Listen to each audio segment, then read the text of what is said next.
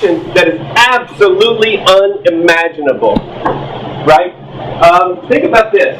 If you have a tornado in your community, or at your house, or a fire at your house, you can go to your neighbor's house. If you have a fire or a tornado in your community, you go to the next community. But what do you do when the community next to you, and the one next to them, and the one next to them, and the one next to them, for thousands of miles along the Gulf Coast, are gone, obliterated? It's unimaginable. The storm came ashore on Sunday night. The levees broke on Monday. Martial law was declared in Louisiana on Wednesday. So 3 days. And I went with this man named Brandon Darby, who had called me, who also knew King, and he was the only person that we could go together. That we would go together and we tried to find King. And all we took was, we took a few guns, some food, some water, and a boat, because we knew that you couldn't get around. And then all we ended up doing was search and rescue for people over those couple of days. But it was not enough. And that's when I saw the absolute government failure of all of this. And what we were going to do is we were going to take a boat. We couldn't get in on the eastern side, which would have been really easy. So we had to take a boat into the open ocean of the Gulf Coast, into a storm, and then take it up this intercoastal highway. There was a river into Lake Pontchartrain, all the way through here, and then we were going to come into this breach levee right here, which now you know, which you did not know then. Before, it was the lower Ninth Ward, and we were going to take the boat across here. And I want to show you this place later, but we couldn't get to him because all of a sudden, everything you think you know about the civil society was gone. There's no outside news coming in, so the only news we have is from each people talking to us, and we're the only boat going in. Everybody else is coming out, and they're like, I don't know why you're going in there, why you're going in. This is mostly white dudes who are coming out. I'm like, yeah, because we want to help people. That's why I stood on a levee, not this levee, but I stood on another levee. I saw hundreds of people standing on an apartment complex rooftop, children and mothers and fathers, and they were screaming at us. They could see, and they were waving at us, please help us, please help us. It was, but then we started to hear stories about rescuers being shot. And so, with a lot of shame, we decided to leave. So we left on Saturday. I got back to Austin. And in the interim, another former member of the Black Panther Party who was still living in Algiers neighborhood, Malik Rahim, called me and he said, hey, my neighborhood didn't flood. I heard you're here looking for King. And he's like, I need support. He said, I got white militias driving around and they're going to kill me. And I need support. And what he meant was, I need you to bring guns. Because these men were going to kill him. He lives in Algiers, which is this neighborhood on the west bank of the Mississippi River, and it's got a small little enclave that's white and wealthy with a little poor white ring around it, and then about 70,000 people who are lower middle class black. And in that little white enclave, driving around out of their neighborhoods and away from their houses into black neighborhoods and meting out justice the way they saw fit.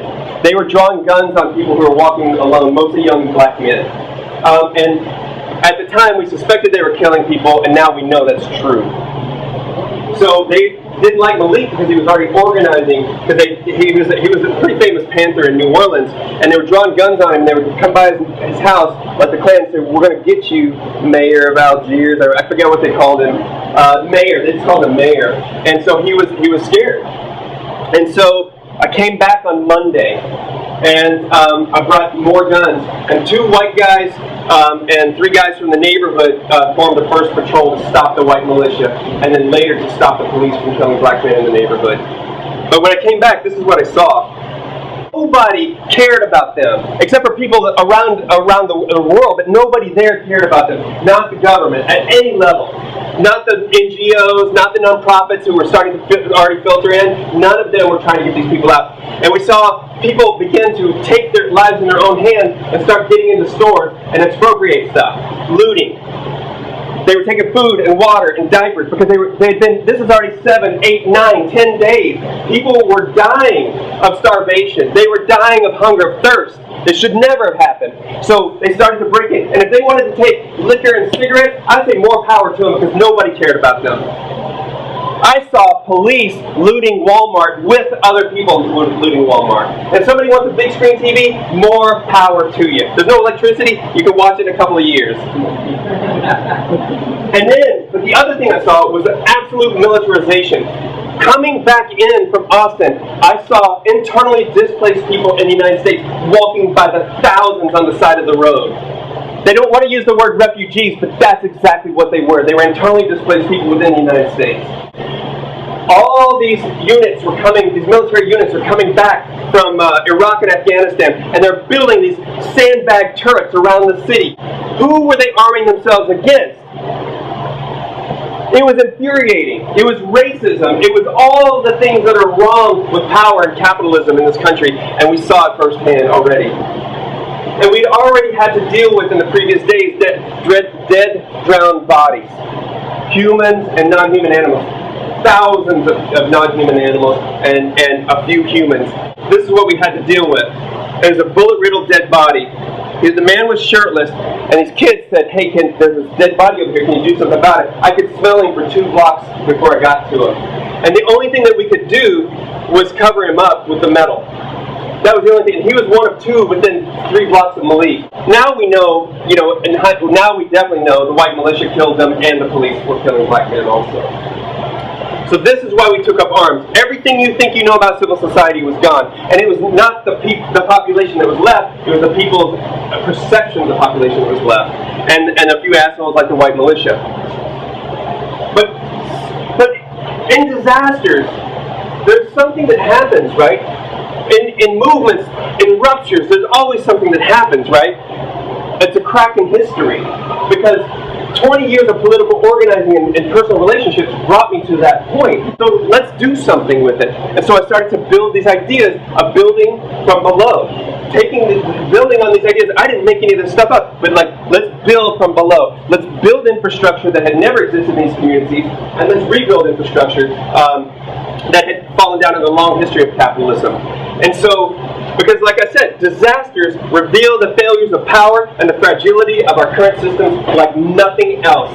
More than prisons, more than police brutality, naked police brutality, more than immigration issues around fake borders, more than anything, disasters of all kinds, whether they're wars, or they're ecological or economic, reveal the problems of our system. And I watched everything that you think we know around here, the house of cards that we live in here, completely fall down. And there was nobody coming in to do anything, so we had to do it ourselves. And the thing is, it was absolute solidarity. I didn't ride in on a white horse. I didn't say, I'm going to come save you. Remember the alternative globalization networks I was telling you about? There was all these street medics. There was Food Not Bombs networks all over. There was legal support teams everywhere. So could these alternative globalization networks help to build power from below in this disaster that's happening? And the question I asked myself was a political question. It said, could street medics come and open a first aid station? Could a first aid station become a clinic? Could a clinic become a hospital? Could we build community gardens and build food security and individual gardens? Could we rebuild them? Like basic infrastructure. Could we put health clinics on every corner? These are the questions we were asking. I was drawing these crazy little diagrams and trying to map this stuff out, how it might look and how we might do it. We have no money, no resources, and there's just 3 of us. And so I pitched the idea to this man, Malik Rahim, who I've just mentioned, who has given his life to community organizing, to making the world better for his people and those people around him that doesn't know. He's a former Panther, but he is a green, he identifies with a big heart. And this woman who you've never heard of before, Sharon Johnson, who had never organized anything before in her life, and who had lost family members during Katrina. And then my old knucklehead self. The 3 of us started this organization, and we call it the Common Ground Collective. And the idea, which came to us, which I know now from Galeano, was solidarity, not charity. The idea, we named it. We knew we were in solidarity, but now we named it, and we were clear about it. We were political. We weren't just an aid organization. We were there to build revolution, not for ourselves as a vanguard, but with the people of New Orleans and people of the Gulf Coast, so they could build their power. So not only were we going to build and rebuild, but we took from the Zapatistas to lead by obeying, to ask. And so instead of going in like the Red Cross and saying, one size fits all for everything for everybody, we said, what do you need to build your political power? What is it that you need in your community? How can we help you get your footing? How can we help you do these things? And I'll say this, because for anybody who was at the nonprofit industrial thing, we were not a nonprofit, and anybody who gave us money could not tell us what to do with it. Nobody got paid, and we decided what we were going to do with it. And whether you gave us $10 or much later, the people who gave us $100,000, you got the same amount of courtesy and respect. And I think it's important. And we just kept building. But we also told these stories of building revolution. Not our revolution, but to rebuild power from below from the Gulf Coast, so that people cannot have to die under capitalism. The immediate disaster, but also the slow disaster of capitalism. Beautiful things started to kick in. And you said, yes, we'll come. Yes, we'll do this. Yes, yes, yes. And you started to come by the thousands.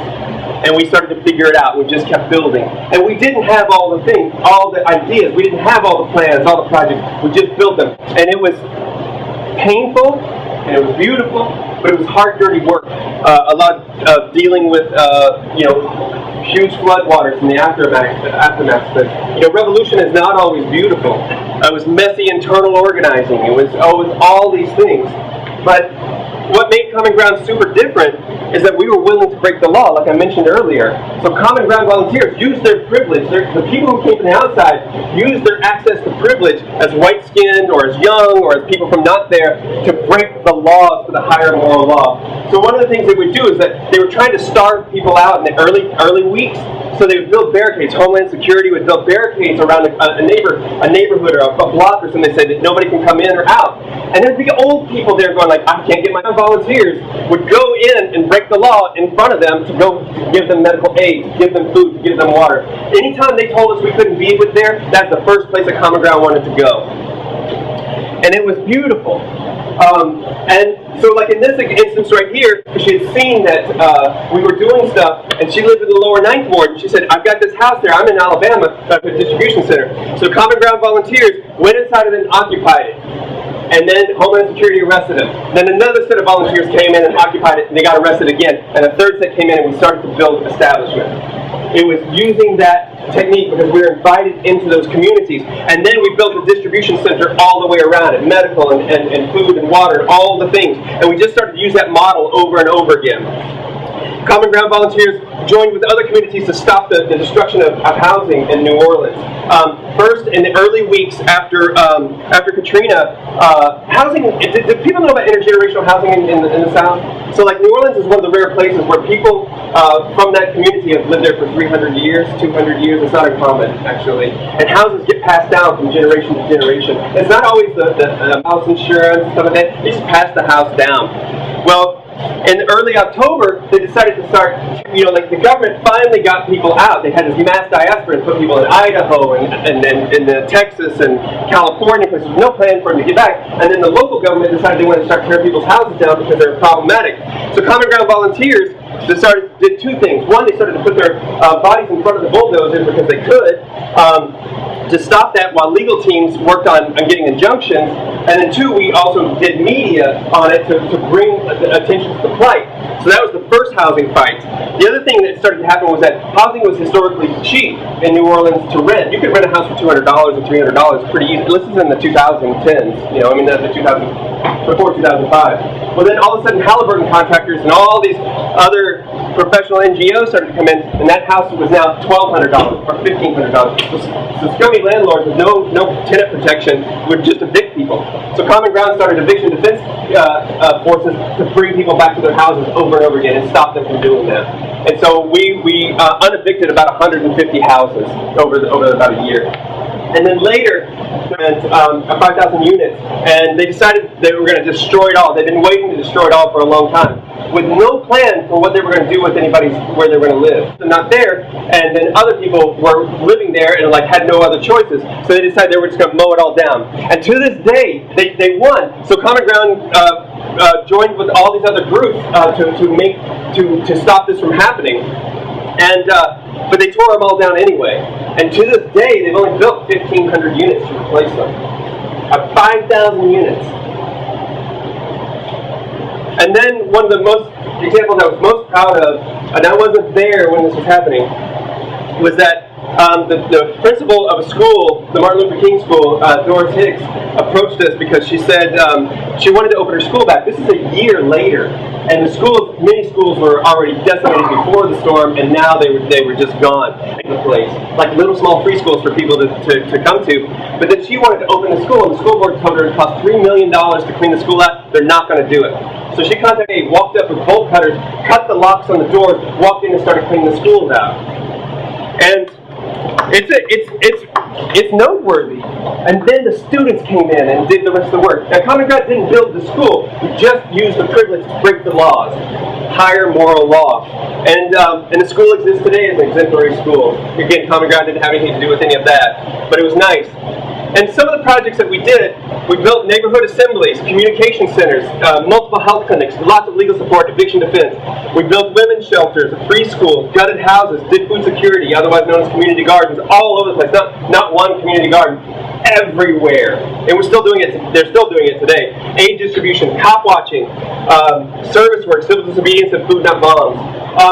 So a bunch of people had raised their hands about food not bombs. Food not bombs, like for anybody who kicks anybody for food not bombs being liberal or anything, screw them. Because food do stuff in the early days. They were the ones, when people said they were hungry, they were breaking the lines first. To go across and willing to break the law to feed people. Food not bombs. And to do this. And, you know, the thing is, I can't take credit for all of this. I wouldn't even want to. It's like, this is not the great white hope story. This is the story of all of us. And this is a core set of organizers. There's lots of local organizers I don't have photographs of, but these are people who were willing to risk their lives. This man was a man, Sensei Shakur, is a man who came from D.C., who was willing to take up arms with us against the police. And he took it a much greater risk, as other black men in that community did.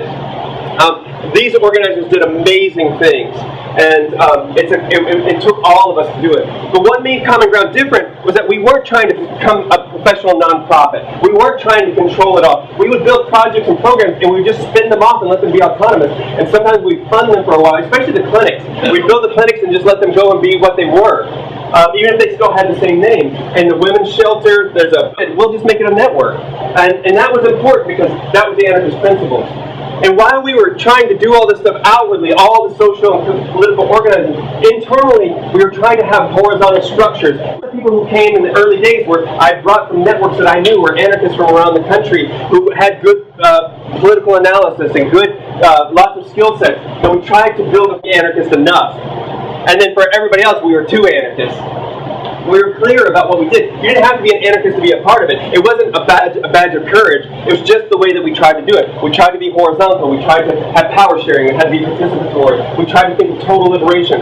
But as all good ideas, many things went awry. Imagine this, that Common Ground itself as an organization was like a train careening down the track at hyper speed, like about to come off, and those sparks are coming off everywhere. You can see it, right? And we're all like, yeah, we're on this, what are we doing? I don't know. And then every once in a while it would just like collapse on the side of it, and everything would fall out, and it'd be a horrible mess, and everybody would be hurt.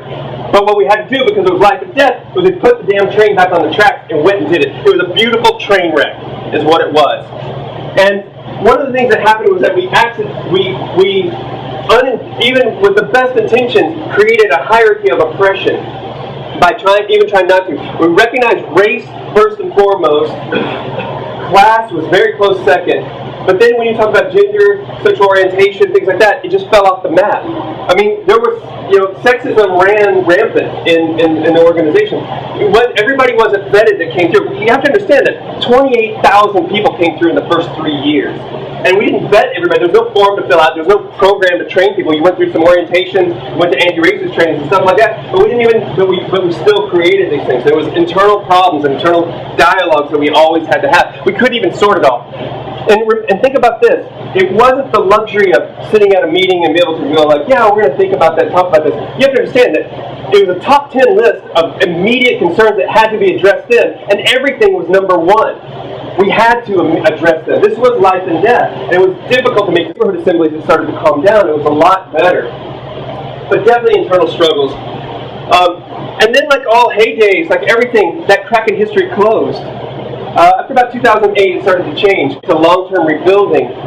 And one of the things that happened was, it was really interesting because a lot of NGOs started to come in, and they started to siphon the money from the foundations.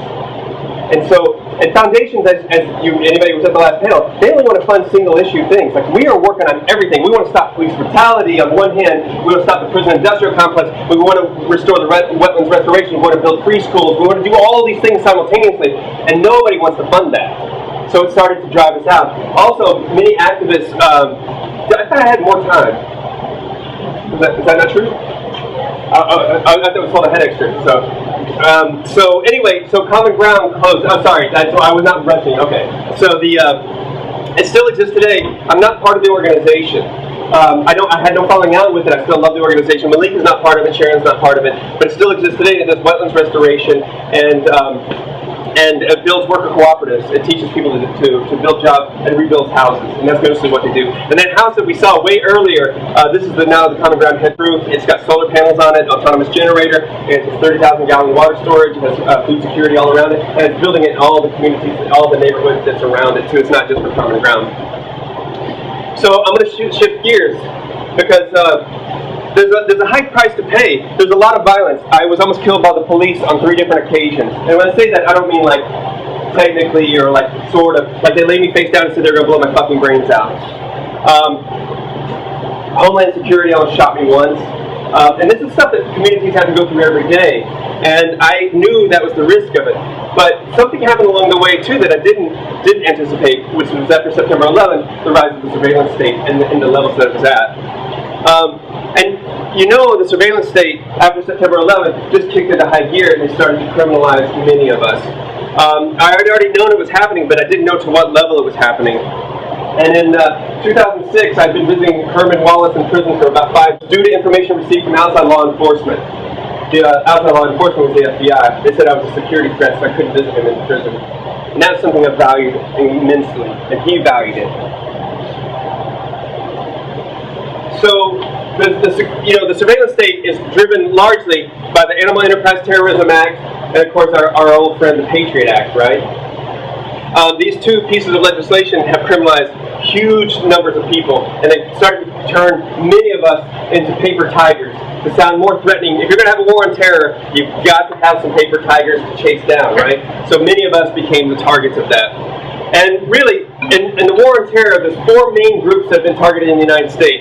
Muslims, by far, 95%. If you're suspected of being Muslim, if you're Middle Eastern descent, any of those things, Muslims, by far, have been the most targeted under it in the United States and abroad. The next one is radical environmentalists, not just your average, everyday environmentalists, but radical environmentalists, people associated with the Earth Liberation Front, or any radical group that's engaged in property destruction. The next one is groups that are engaged in animal liberation. Groups who would use property destruction, confrontational tactics, things like that. And the fourth one is largely political activists, but specifically anarchists, because anarchists were willing to engage in property destruction. And all of a sudden, property destruction was equated with killing people in their laws. But really, the war on terror is a war on all of us, right? It was the implementation of the surveillance state and all this. So all of this is the context for what was happening. And all of a sudden, we were labeled as terrorists. And we called it the Green Scare because they're mostly targeting anarchists, environmentalists, and animal rights people. And many people began to go to prison basically for property destruction or thought about property destruction. Whether you agree with property destruction or not doesn't matter. But remember this. If somebody burns down a house, it's 5 years in any state, maybe 8 years. If you burn something down with political intent, it's 25 to 40 years under the war on terrorism. It's political. All of these people went to prison for property destruction, or alleged property destruction. These people did in the conspiracy. Now, most of them got out. He was sentenced, Eric McDavid was sentenced to 25 years, got out after 9 years just the other day, which was a big win because the FBI looked like got their ass handed to him on the plate. And if anybody hasn't followed Mason, who's still in, has at 20 years. And in my own case, I was listed as an animal rights extremist, an environmental terrorist, and a domestic terrorist. This is is why I was under surveillance. I was investigated in multiple field offices. I was investigated in 9 states by multiple field offices. I had 6 informants in my life. 2 of them had tried to commit me to crimes of property destruction that would have sent me to prison for 25 to 40 years. I was under all forms of surveillance that you could ever think about or you ever dream about or fear happened to me. I was also investigated by the IRS for tax evasion. Luckily, I'd learned from the Black Panther Party a long time ago, pay your taxes and your library fines. Even if you underreport, pay them. Unless that's your thing. Because otherwise I'd be in prison right now. And then visits to businesses and homes, every day were at my work. But all of this was happening, it was intense because it followed all the trauma that happened before and after Katrina when I had post-traumatic stress really, really bad. When I came back from New Orleans at the end of 2005, I slept with them, and then in 2006 the FBI started to visit my house more regularly, like Fred Hampton. It was not rational, it wasn't reasonable, but they were with them on the way out. It wasn't healthy.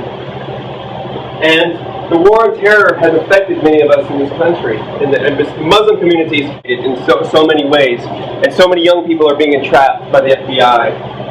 It's heartbreaking. I mean, what happened to me, even though there's a lot of things, this is only a partial list of it, I didn't go to prison. And I feel guilty about that. Is that weird? You know, it's like, it's not healthy, but it's the trauma of it, because I have a shared trauma of people that I engage with political struggles with that end up doing a lot of time. And why would they do this? And I was worried that we were never going to kick back in. And then movements started kicking in. The immigration stuff started kicking in. And then just movement after movement started to kick back in. Because like flowers in the concrete, you can't kill us, man. You can't kill the ideas. So the flowers are always going to push things like Common Ground, Occupy Sandy that came out of it, the Bunny Alliance, which was based in this area. All of the day are these amazing ruptures because people are not afraid. Because it means something to stop police brutality, to stop naked police brutality means something to all of us, even if we're not directly affected by it. And so I love that. That's inspiring. And in my own life, I could have rolled over and just left the political movements after 20-something years. I suffered terribly. My friends suffered terribly. People can't take their shoes off when they go to bed. People park their cars facing outward so they can get away from unknown people. You know, the security things that we do, I don't sit with my back to the door. These are subtle things. I mean, other people know this. We're not special in this. But these are the real traumas. But I still continue to organize. I worked at an anarchist worker-run cooperative that was a recycling center. I drove a forklift and made decisions together. And still organizing communities outside of our own.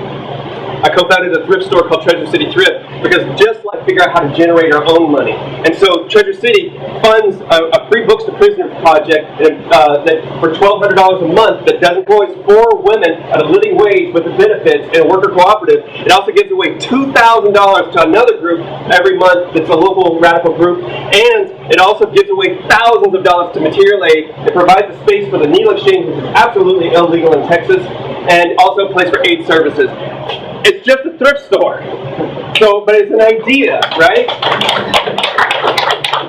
And my friend Robert King, who we went to go find originally, we finally got him out. He lives down the street from me, and I love Robert so much. I see him regularly. He lives about 11 houses from me. And I'm still trying to sort my life and get it out. And now I'm talking about these things. So I'm going to get to the last section.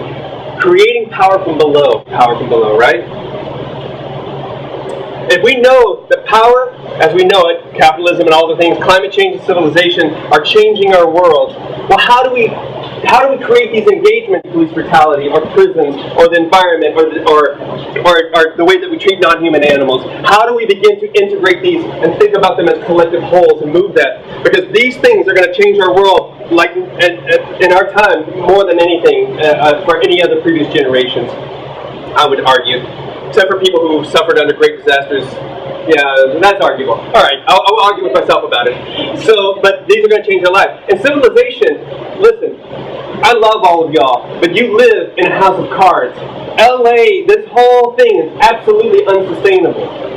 I'm not here to say that the world is going to come to an end tomorrow, but we've got to start figuring out how do we build insurgent utopias and how do we build autonomous communities within the cities today. And I think if we begin to think about that, and I don't mean just one community center or one health clinic, we need multiple. We need them on every corner, and a community center on every corner instead of Carl's and a fucking liquor store. You know what I'm saying?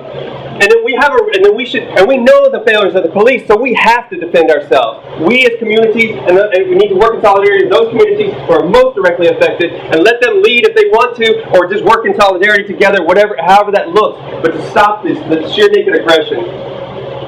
And I want to talk about a few more ideas.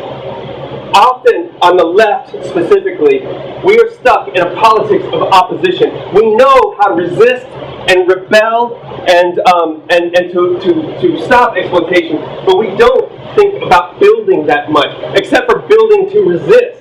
Think about it. How often have you gotten into groups that are like, yeah, we're going to build the movement so we can resist? But what if we started to build movements where we thought about a politics of possibilities? What is the world that we want, and how do we get to it? Even if we screw up along the way and we change the path as we go, how do we get there? That's the questions I have. And that's the questions that I think we should all have. I want a politics of possibilities. Not liberalized, I'm talking about fighting for it. So, what does the world look like that you would want to live in? How would we get there? What does it look like in 10 years, 100 years? What does it look like when we don't exist anymore? So begin to think of that. And begin to make long-term strategies with short-term steps to get there. Dream big about how we're going to get there. We can rebuild civil society from below. We can build it in every community. And we need to build worlds beyond capitalism, power, and civilization as we know it. What do sustainable communities? And I don't mean wind farms and solar panels. I'm talking about other stuff beyond that we have to think about. Now, I've got solar panels on my house.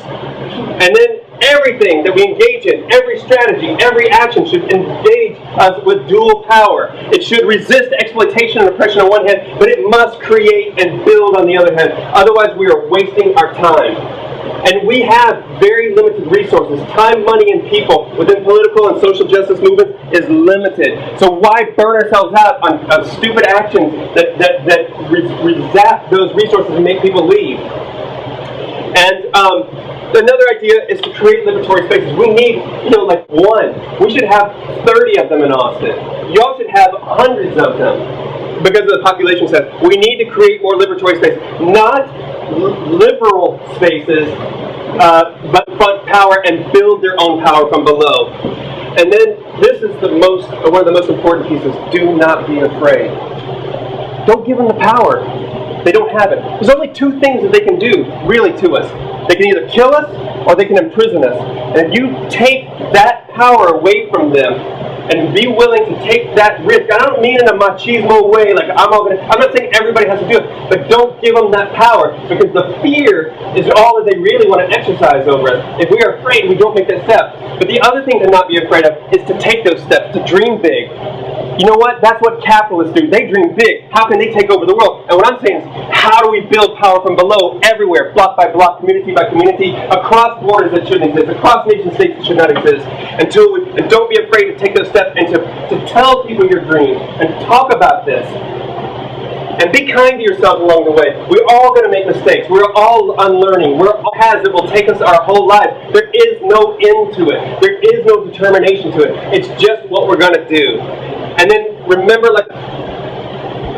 stop making demands and start thinking about what we want to do and what we want to build. And don't let them funnel us into demands that tell us that we can go get this thing fixed and everything's okay.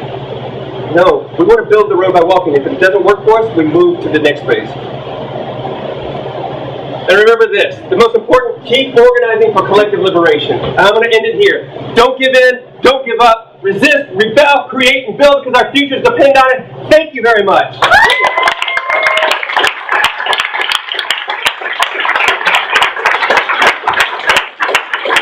What's going on in New Orleans? It's a mixed bag in New Orleans. It's a lot smaller population, it's much more white, and it's much more wealthy, especially in the center part of New Orleans.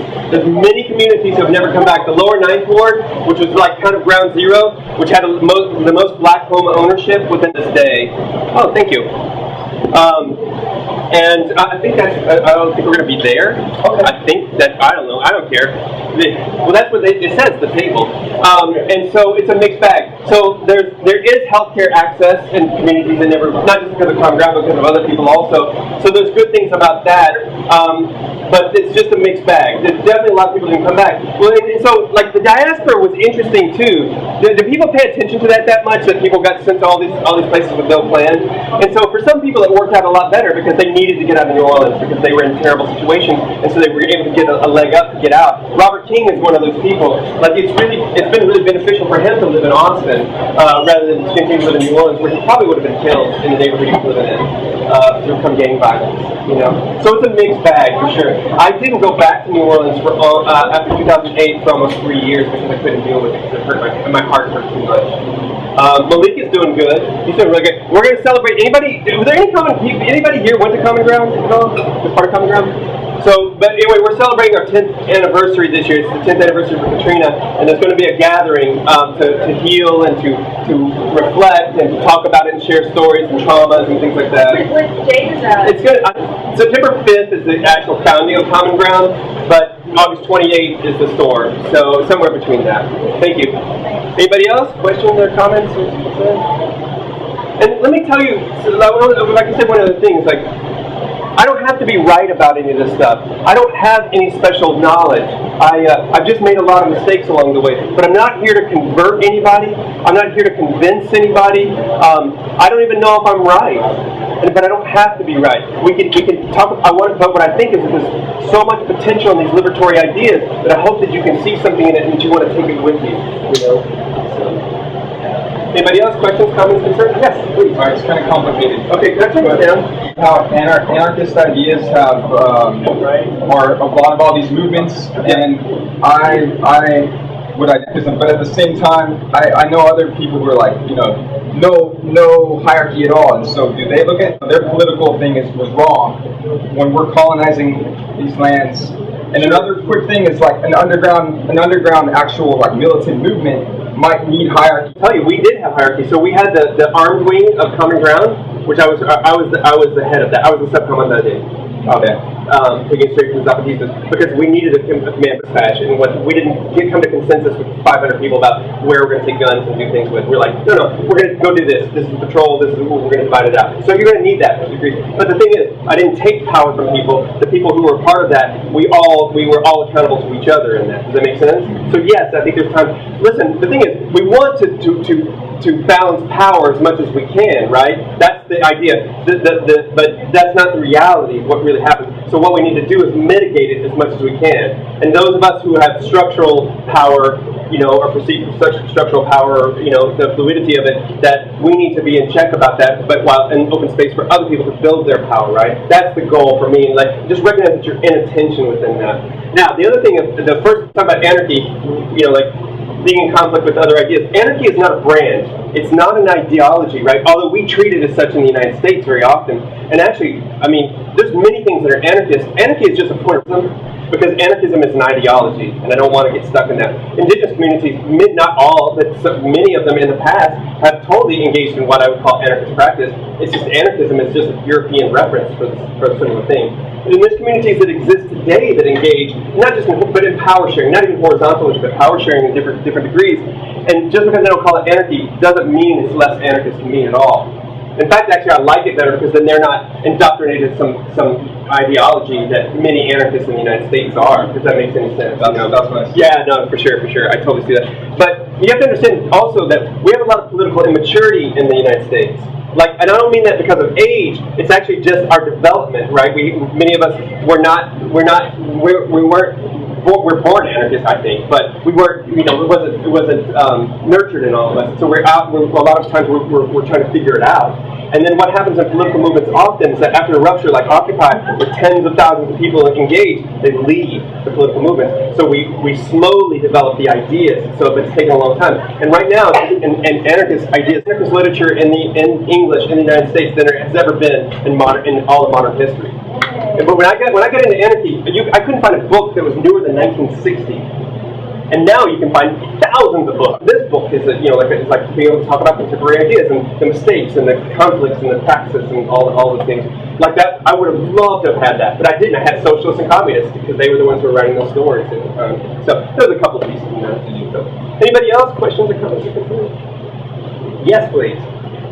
So, I'm wondering if you have any advice on an activist who doesn't want to sell their soul to like make money and be able to like provide for themselves, and would rather, you know. I mean, this is a longer. Did y'all hear what she said? She's asking how can we do volunteer work and not just rely on. So I think it's a larger, complex problem. I can't address an individual with that because I think you just have to follow what you're going to do and make your own path. I've always made my own path. One thing I realized at 17, the last time I had a job where I worked for somebody directly, I worked at Target, that store, down that store. That was the last time I worked with a real boss. I realized I can't work for people. I work great with people, but I cannot work for people. And so I've always had to make my own way. So I've had a lot of jobs and a lot of different things to do. But I can't say that's for everybody. But one thing in social and political movements a lot of times that we do is that we rely on volunteerism instead of in the nonprofit industrial complex and all the things about begging for money and the fundraising. We spend so much time doing that. What if we started to create liberatory worker cooperatives and places like Treasure City that would fund projects, that would fund us to have jobs with dignity that are tied into our principles and our ethics and our beliefs that aren't separate from them. Now, I'm not saying that co-ops are the answer, but I'm just saying, like, what if we started to build cultures and communities that were like that? You know, so you don't have to volunteer for it. Like, if somebody's doing forest defense, that, you know, maybe they're not getting paid, but they're getting fully supported in that. When they come out of it, they can find a job with dignity and respect, but then still within social movements or some kind of funding mechanism. Again, I don't know what the answers are to this. I'm asking more and more questions, and I'm not saying I don't have any answers, but I'm saying I want us all to figure it out. I don't want to spoon feed anything. I want us to think about what makes sense to your community and what makes sense to you as an individual. Yes, I saw you over here. That was good. Yeah, it seems like you probably had a lot of trials and tribulations. Oh my gosh. You know, lots of like dark periods. What keeps you going? Is I stay out of activism. I'm not saying I'm not active in doing things, but I don't like this echo chamber of activism and the negativity of all of that. So a lot of times when I go home, I talk with and hang out with people who are politicized but are not political. And so we don't talk about that stuff so I can recharge and do things. I spend a lot more alone time than I ever used to. And also, we can't talk about sacrifice and struggle. We have to stop figuring that out. There is struggle involved, but there has to be joy. There has to be beauty. These emergency hearts aren't going to listen to just struggle the whole time because they'll burn out. They'll turn into little lumps of coal. And so I do things to take care of myself. And I say no. The thing is, if we want police brutality to end, me showing up at 14 protests in 14 days isn't going to make that happen. Right? I'm not saying that people shouldn't do it, but I'm saying that maybe I go to one protest, or I don't go. Or I say no, and I don't go to any of the protests because I want to work on some other way to abolish the police system. Does that make sense? The thing is, I think if we begin to work more strategically and not, we're great. Political movements are great at being the fire department. We react well. Something happens, and we're there jumping in. We're not so great about making plans. And often, if we just, and so there's got to be some other paths that we haven't tried in that.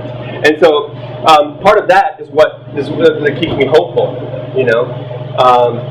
and doing all of this. And plus, I get to travel a lot, and I get to see the projects that are going on, meet the people in city after city in Canada and the U.S., and I'll be in Mexico in the fall. Oh, actually, Black Flags, although it's over there now, it will be in Spanish in August. It's coming out. El Rebozo is putting it out. I'm so excited. So next time I'm here, there'll be lots of them in Spanish. So, and I'm very excited about that.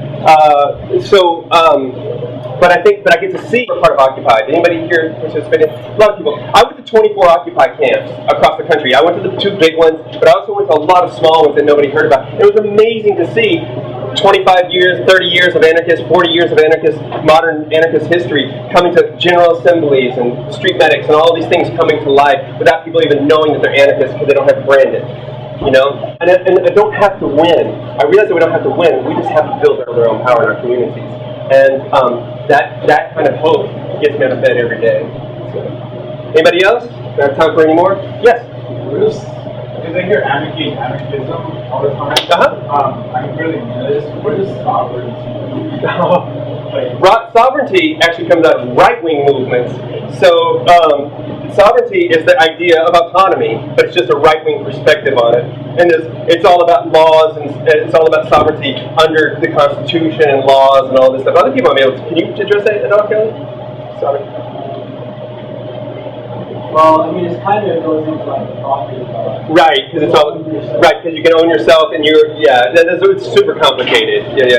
But it comes out of right-wing tendencies. I'm not saying it's right-wing, but that's where it came out of originally. Like in leftist tendencies, it's never been. It's like sovereignty is not something that people use hardly ever. Maybe when we were talking about the third world at some point in the '60s or something, So, but he can tell you really well about it. So just ask him in a minute.